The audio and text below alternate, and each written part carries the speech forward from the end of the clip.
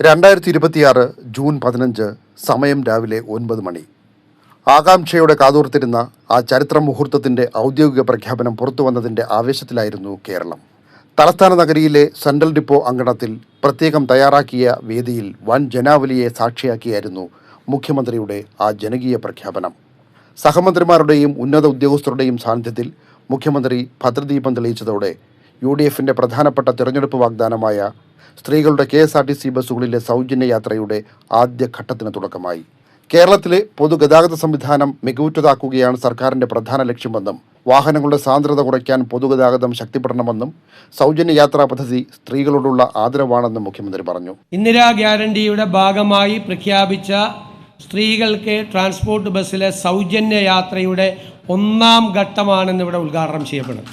ഞാൻ ഇതിനെ കാണുന്നത് സ്ത്രീകൾക്ക് നൽകുന്ന ഒരു ഔദാര്യമായിട്ടല്ല. ഞാൻ കരുതുന്നത് ഈ പദ്ധതിക്ക് സാമൂഹ്യവും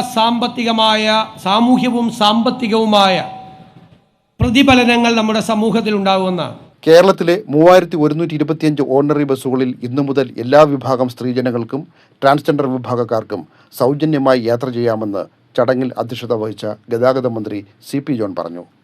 ഇതിൽ 3125 ബസ്സുകളും ഓർഡിനറി ബസ്സുകളാണ്. ആ ബസ്സുകൾക്ക് ഇന്ന് ഈ സമയം മുതൽ സ്ത്രീകൾക്ക് സൗജന്യ യാത്ര അനുവദിച്ചുകൊണ്ട് സർക്കാർ ഉത്തരവ് ഇറക്കിയിരിക്കുകയാണ്. സൗജന്യ യാത്രയുടെ ആദ്യ സീറോ വാല്യൂ ടിക്കറ്റ് കൈമാറിയതിനു ശേഷം മുഖ്യമന്ത്രിയും മന്ത്രിമാരും വനിതകളുമായുള്ള ആദ്യ സൗജന്യ യാത്രാ ബസ് സെക്രട്ടേറിയറ്റിലേക്ക് പുറപ്പെട്ടു. വഴിനീളെ വൻ സ്വീകരണങ്ങൾ ഏറ്റുവാങ്ങി സെക്രട്ടേറിയറ്റിന്റെ കവാടം കടന്നെത്തിയ ബസ്സിന് ദർബാർ ഹാളിന് മുന്നിലും ഉജ്ജ്വല സ്വീകരണമാണ് ലഭിച്ചത്. സെക്രട്ടേറിയറ്റ് ജീവനക്കാരെയും മാധ്യമപ്രവർത്തകരെയും വനിതാ യാത്രക്കാരെയും അഭിവാദ്യം ചെയ്ത മുഖ്യമന്ത്രി നിലവിലെ മറ്റു രാഷ്ട്രീയ പ്രശ്നങ്ങളിൽ പ്രതികരിക്കാത്തതും ശ്രദ്ധേയമായി. ജീവൻ ന്യൂസ്, തിരുവനന്തപുരം.